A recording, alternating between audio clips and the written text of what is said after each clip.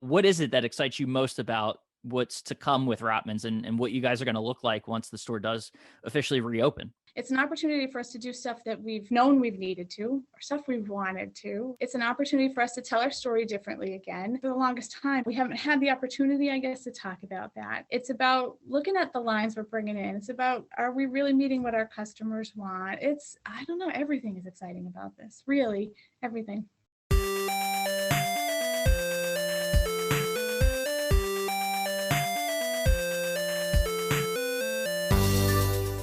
Welcome into the Independent Thinking Podcast. I'm your host, Rob Stott. Over the last 12 months or so, hearing the term, the idea of store closing elicits a lot of negative and real sad thoughts, I think, given the state of what this pandemic has done to not just independent retailers, but small businesses, small local restaurants, and things like that. It's not a term that when you hear it, you think very many positive things, but that's where Rotmans, a Worcester, Massachusetts-based independent retailer of furniture and mattresses, is looking to change the script, sort of. We got in touch with Rotmans recently because if you go to their website today, rotmans.com, you will see store closing sale on their homepage. But if you look a little bit closer at the fine detail there, you'll actually notice that it's because they are planning to reformat their store and they are looking to empty out. Rotmans has a massive 200,000 square foot location up there in Worcester, and they're right sizing. They are getting ready to completely redo their store and completely change the game for Rotmans. They've been at that one location for many years and ready to update. So we got in touch with Heidi Richardson, who heads up the marketing and advertising efforts there, on top of all the other hats that she wears for Rotmans. But just to catch the story, to get to know what this whole process is like, planning not just the advertising around it and everything that entails for her, but the idea of, in the middle of a pandemic, this is something they've had planned for a while, but deciding to move forward with a major project to renovate their store, and doing so with one location. A lot of different things you have to think about. Obviously, they have a website that will keep them going, and just a really cool opportunity to dive into something that many retailers think about, and Rotmans is going ahead and attempting to do while they continue to operate. So really cool story. Great to learn about Heidi. Great to learn about Rotmans and what they're doing, and really a story we've been looking forward to sharing. So let's go ahead and dive into this Independent Thinking Podcast with Heidi Richardson of Rotmans.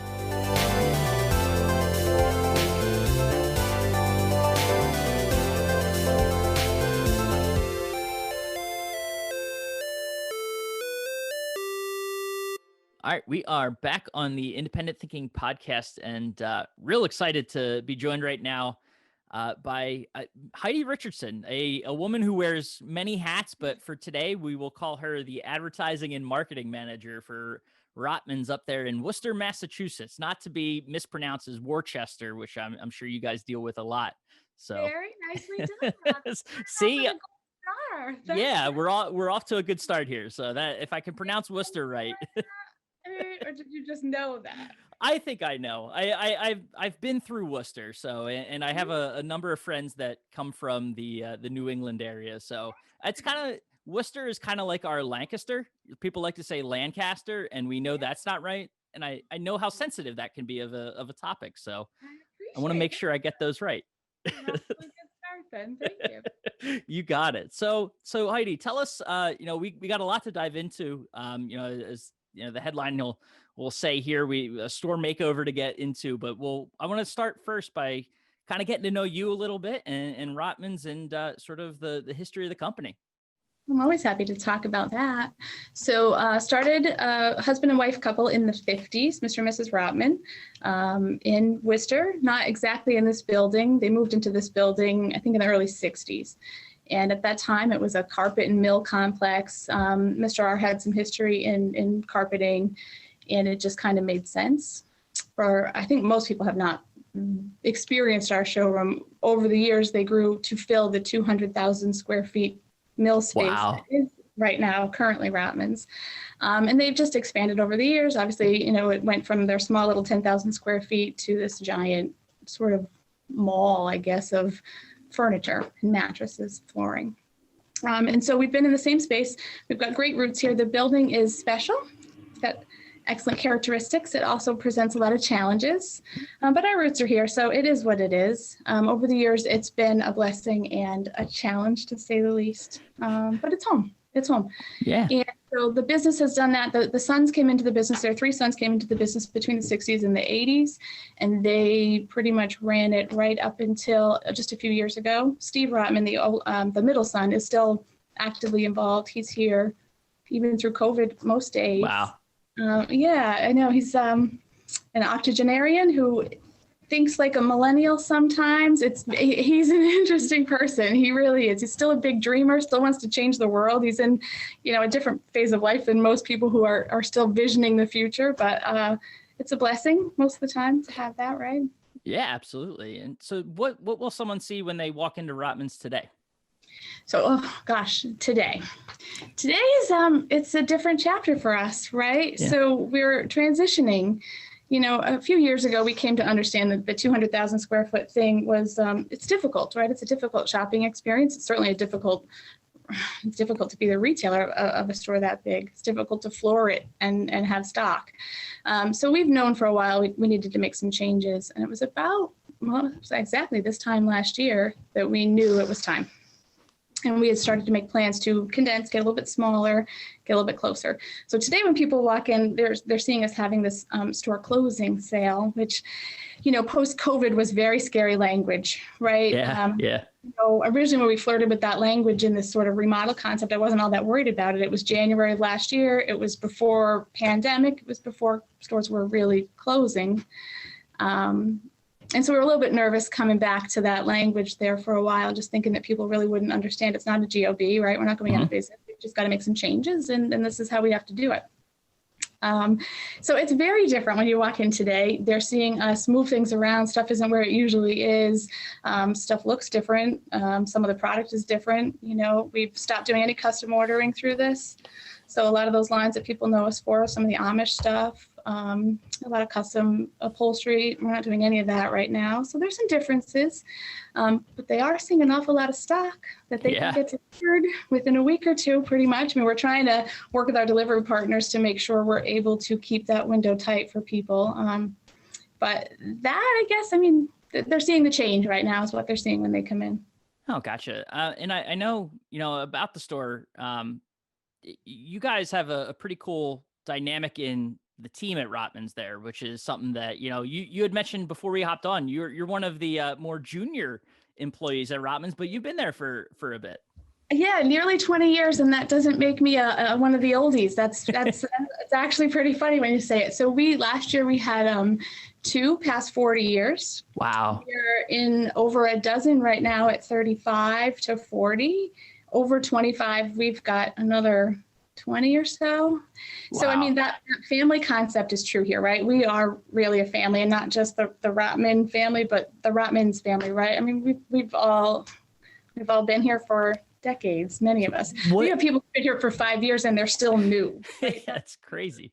So what do you think it is that, obviously the family atmosphere certainly helps with that, but what do you think it is that keeps people at Rotmans? I know what it is. We have the same commitment to our customers, to our employees, to our business, to our community. We all are driven by the same things. We all are motivated by those same things. We are all partners, right? We were talking about it. I wear a lot of hats. We all wear a lot of hats. I'm not alone. If something needs to get done, there isn't a one of us that isn't willing to pull an extra shift or learn to do something different or help out somewhere else. We really just are a family, right? We have alums, right? We have people who've left, but you never really leave. When the sale broke last week, we had former employees who've gone on to, other furniture stores or other industry partners, some vendors. They're the first people to call and say, we're so glad, it's about time, we've all known this is needed. It never leaves you. People leave here, but Rotmans doesn't leave you. It's very strange. No, that's awesome. A lot of them come back. We've had a lot who've gone and come back. I love those, right? Because people go out and they get other experiences, they learn some other stuff, and then they bring it back, and we get to kind of grow. Realize the grass isn't always greener. Yeah, we say that a lot. Although we encourage people, we've had some upper management who've gone on to places like Wayfair and who've come back. Wow. Right. And it's so great because they learn some wonderful things and they come back and we can kind of adapt some things. And it's funny. There was actually, one of the Rotmans third generations, I guess, he had been here for a while. And when he left, I remember saying, you don't get to leave. You don't maybe show up here every day, but it never leaves you. And even now, I mean, we're still very well connected. He still feels that he asks after the people. I mean, it's just a family. No, that's awesome. What sort of advantages do you think that gives you guys as a staff that you have all that collective experience? So I love that. And I mean, it requires, right, the fresh people coming in all the time, right? You know that you still need that. You can't sustain, I guess, on just us oldies, so to speak, right? You need those new people to come in and sort of bring new ideas and challenge us to do things differently. So that's still imperative. But what happens, I think anyway, is you have this lasting, that legacy that was sort of built, going back to Mr. and Mrs. R, has stayed. And so for the people who never had the chance to work with them, it doesn't kind of matter, right? It's been instilled in all of us. It just extends out. It just becomes, I don't know, it's just part of who we are here. The expertise, I mean, Deb Tager, who's one of our senior merchandisers, she tells these stories about when she started going to markets 40 years ago. She was the only girl.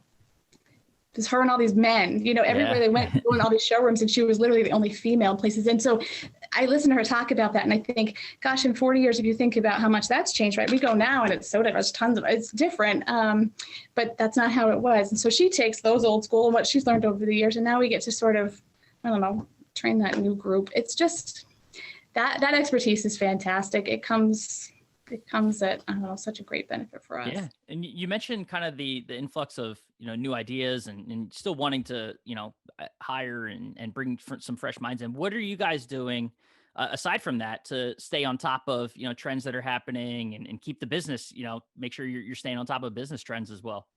That's always hard, right? I mean, I think, especially with a small-ish company. I mean, I know we always think of ourselves as big, but we're pretty small. And everybody's got their sort of hands full and everybody is kind of busy. You're right. So to carve out time to challenge yourself to look at something differently or to open your eyes to something that's fresh or different. We're lucky, I think, in that a lot of us are just sort of built that way, right? Steve Rotman is that way for sure. He's not an 80-year-old man who thinks, well, I always ran a newspaper ad and that's what worked, right? He is like pushing us, like, let's Google, what's going on? And he's talked about Snapchat and TikTok, which is very funny. But when you have, someone at that level who's always sort of made you think like that, you had to stay ahead. You had to know what was going on. This is something new. Can we do this? Can we try this? Does this make sense? So there's always a bit of that here. But that really does often come most when somebody new comes in or somebody gets a new skill or is doing something outside, and they'll come back into the group and say, hey, this is something that's really great that's happening. Can we incorporate this? Can we use this? I think we've got a great communication system between us too, which is awesome because that helps so much to be able to just tap into those things when they're there. People feel free to bring up ideas or talk or try things.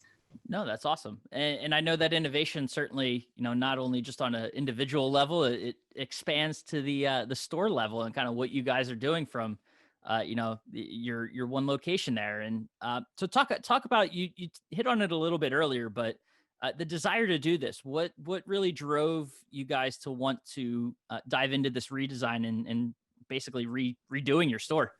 Well, it comes from a lot of things. Like I said, we knew for a while, right, that the square footage is a challenge as much as it is anything, right? I mean, people don't have time, right? Nobody has 4 hours to shop for a sofa. Who does that? Nobody. And I mean, I remember we've been sitting in meetings, people would say that 45-year-old soccer moms don't have 4 hours to look for anything. They just don't. And so we were always so proud of offering this huge selection. And I think that's probably what slowed us down in making the change sooner, right? It was always about, but that's what we've always been known for. And people know they could come here and really shop for the whole home, right? You can do flooring here, you could do mattresses, you could do furniture. And there was always this need to provide so much. And we really started to figure out, and we start to look at some things, we can still offer an amazing selection in a smaller footprint, makes sense for everybody, make it an easier shopping experience. So that, I mean, that's been a topic that's we've wanted to do. It just never felt like the right time. And obviously with things the way that they've been, online shopping is bigger than ever, right? People come in now and they know what 3 or 4 things they want to see. It's not like before where they were just wildly browsing and trying to find inspiration. So I think a lot of things played into that, like, okay, it's really the right time. It's obviously things we've known now, especially, right? I mean, custom orders that were taking forever. We couldn't get things fast enough. We knew we needed to stock better to do that. You had to not have so much dollars invested in floor models. And there's a lot of things that went into making that decision. And it needed a refresh. I mean, the building it's an old building. It's home and it's special to us, but it needs some updating. It needs a revisit. Yeah. So there's a lot of things that said now's the time. Yeah, to that end about the building, I mean, obviously the footprint you mentioned is going to be different. What about the look and feel of shopping at Rotmans is going to be different? So that'll be a process for us, right? I mean, the plan is to run through the sale, to try to move through all of this inventory. And we've had such a crazy response. It's such a good problem to have, right? High volume is a wonderful thing, but you start to worry about the customer experience, not just in the store, but after. You do that kind of volume in a short time and you make a lot of mistakes. So right now, I mean, this week is all about, okay, that first weekend was insane. I mean, and it's COVID, right? So you have all the added responsibilities of trying to keep people safe and socially distant. And so we have our hands full this week to strategize for the upcoming weekends. But it's going to be a process. The remodeling is not going to be something that's done quickly. We have some big projects we know we have to tackle during that close time. Our store is funny when you come in. It's something that's always bothered some of us, right? You sort of have this option to kind of go into the flooring world or into the furniture world. You don't have a very nice introduction. So that front space for us is really key. And it requires us to take down a big wall, make some big changes. So that's got to happen when we're closed. That's not a project we can kind of work around customers. There's a lot of layout, floor design, traffic patterns, things that we know we need to do better. So those are all things that are guiding the strategy for where things will go after, how things will lay out. Trying to make it's a clean slate it sounds like it's going to be an opportunity to look at the store like a clean slate. You know what's going to be in there, but you have the opportunity to really make it what you want. Even that, I mean, we don't, right? Because you can't carry all the stuff we had. So there does need to be some kind of selection process about what vendors we're going to be using going forward. What is a priority? What isn't? We're talking about outdoor. Outdoor is such a big category for everybody, but if we're shrinking down and we're cutting things, is it something that makes sense still for us? We're talking about, youth furniture, which has been difficult, nursery stuff. So we're really just trying to figure out what does all make the best sense now in this shorter footprint, right? Before it was easy. You could carry everything because you could put it anywhere, right? This is different. Clean slate for me would be like a new building, right? If I can move into a new building and plan it out, that's different. This is more like, okay, what makes the best sense? How do we, stay true to what the building was? Because the building can be celebrated. It really can, especially with its roots connected to ours. So I'm not looking really to a complete overhaul, but definitely make things easier, definitely make things cleaner, make that shopping thing. How much does, having an online presence, dictate what happens with the redesign here? So, I mean, our web stuff, I think for the longest time, we were really sort of ahead there. And that is a credit really to Steve Rotman, that he knew before any of us knew that, websites and online shopping and online sales were going to be a thing. I mean, I remember he and I talking like in 2005 about, where we could project online sales, and we'd all sit in a room and be like, that seems aggressive, and here you are now. I mean, look at my web sales in a month, and it's like, are we at some crazy percentage? No, but you can continue to see that steady increase, right? But it's changed too. I mean, I remember 25 years ago, you talk about people shopping at 3 or 4 stores, right? You had to actually go in, you had to look around, you had that tire kicking thing. That's gone. People are doing that now online before they come into the store. So, I mean, for us, that website becomes still hugely important. You still have to get them to want to drive to Worcester, right? Because let's be honest, my area is large. I mean, they can go to Boston, they can go to Providence, they can go a lot of places. So you still have to represent yourself well there. You still have the right product there so that they do want to come in. So the web stuff is still going to be hugely important. We've got more transacting online than we ever had. We've had to do a lot of increasing or improving our processes in store to make sure that stuff is smooth and people still have what we feel like is a Rotmans experience, That that's something we still have to work on and do better at, but it's certainly a huge part of what's going to happen going forward. Sure. So logistically speaking, does, the store, I know you guys are going to be closed for a little bit. Does having that on, having a web presence impact your ability to still sell? Like, will you guys still be active in retail, or are you guys closing down?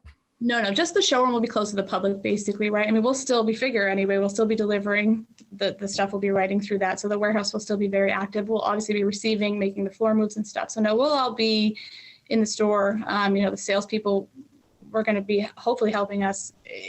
We really want them to kind of be a part of that process too, right? So, while they may not be moving furniture, helping with tagging, helping with signage, whatever it is. So it will still be a full group experience those couple of weeks, I suspect.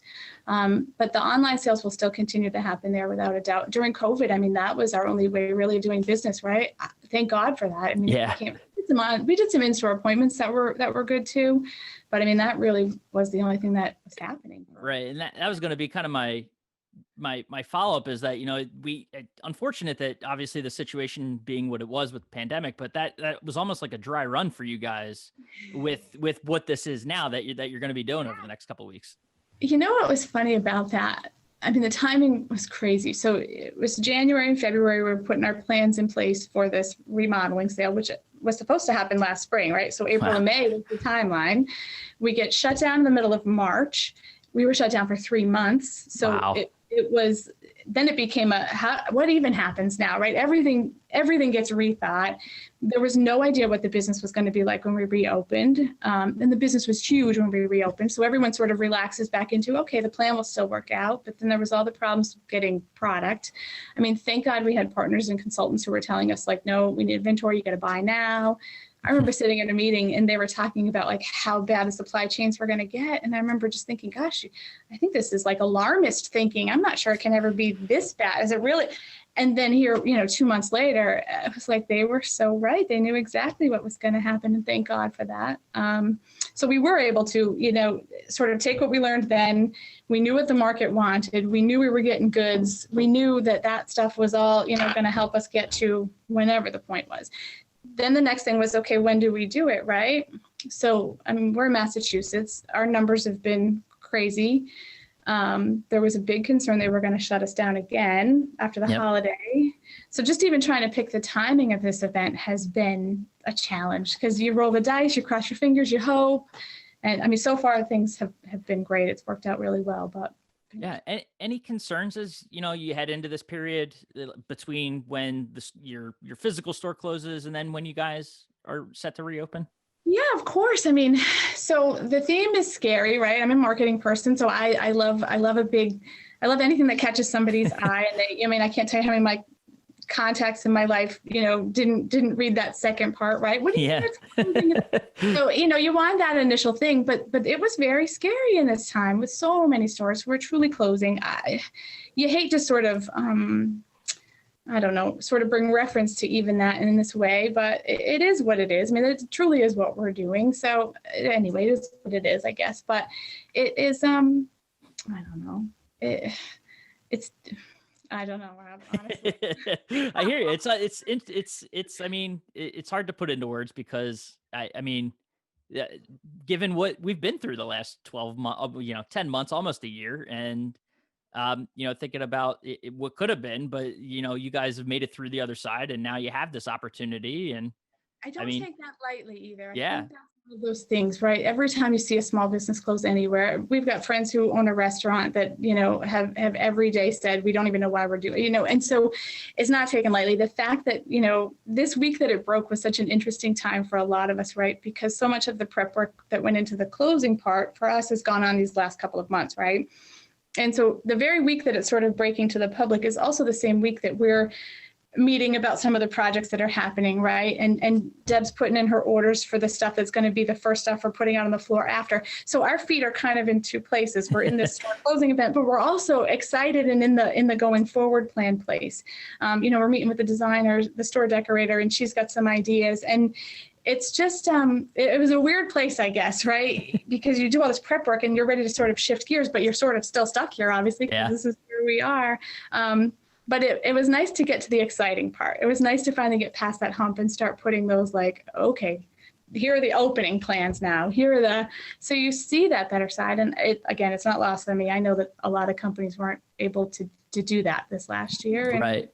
grateful we are. Right. And you mentioned the exciting stuff. That literally was a nice segue into what I was going to ask next. And that's, what is it that excites you most about what's to come with Rotmans and what you guys are going to look like once the store does officially reopen? Everything is exciting about that. Really, I know that probably sounds sort of just silly, right? But it's true. It's an opportunity for us to do stuff that we've known we've needed to, or stuff we've wanted to, right? It's an opportunity for us to tell our story differently again. I mean, I talk about it a little bit with you, right? This family thing is still here. I'm excited to kind of tell our communities again about that and get to revisit those discussions, right? Because for the longest time, it's been, I don't know, we haven't had the opportunity, I guess, to talk about that. It's about looking at the lines we're bringing in. It's about, are we really meeting what our customers want? I don't know, everything is exciting about this, really, everything. No, that's fair. That's a fair answer. It's no cop out at all. So I like it. I like that answer. Because it's the truth. Yeah, can't beat that. So, I know for every independent retailer, the situation is going to be different. How you kind of walk through is going to be different. But the idea, I mean, you guys are a one store operation, so to do this is a big deal. And I mean, any advice to others that would even be thinking about this, like things that looking back, you haven't officially gotten into the redesign phase yet, but I mean, I hope 6 months from now we can have a whole different conversation. I know, right? Wonderful and perfect and good. No, I mean, I think that at least what I've learned this year, right? I mean, we have some excellent partners. We had some excellent consultants come in and help us sort of figure out how to do this part well, right? We knew we were going to need additional staff. We knew we needed additional inventory. They've been wonderful at that. Excellent guidance. Finding that right partner. I mean, we talked to a bunch of different ones that probably could have done a fine job, but it didn't feel right, or I don't know, we were just looking for that sort of partner thing. That part was great. I think just kind of having everybody dialed into that, right? I think there was a period of time there, especially when we reopened, our employees were really worried about whether or not how do you come back from being closed for 3 months, right? Your expenses don't really change all that much. You've got no volume, not really. I mean, so being able to kind of keep everybody centered and focused to, whatever it ends up being, we're still Rotmans. This is how we do things. We're still going to take care of our customers. And if we get to have that next chapter story, then that's fantastic. And everybody was just in it with us this last 6 to 9 months. So I guess if you can keep your teams rallied through whatever your transition is, however it is going for you guys there, I think that's what made the difference for us anyway. If anybody got to the point of doubting, somebody else was there to say, hey, look, these things are going well and this thing is looking right. And you could just kind of keep rallying the troops back in. That was huge. So probably just those two things, keeping your teams in line and find the right partners to help you get what you need. No, that's awesome. And I know, you mentioned it, but certainly this leans nicely into us being able to follow up, after the fact and see how things went. So I we're hoping it'll be like a 6-month process. I'm hoping if I can get through this in 6 months, I'm hoping we can tackle off most of the big projects that we've got laid out for us. And we can kind of invite people to come back into what we see as the new Rotmans. Oh, that's awesome and incredibly exciting. So I've seen, dug through the website, see what you guys have going on, what it was, and it'll be an interesting story to navigate and tell. So I appreciate you kind of letting us in and diving into it a little bit. And we certainly look forward to following back up on it and seeing how things go. Thank you, Rod. Me too. I'm looking forward to having that level of discussion. Here soon enough. Thanks so much.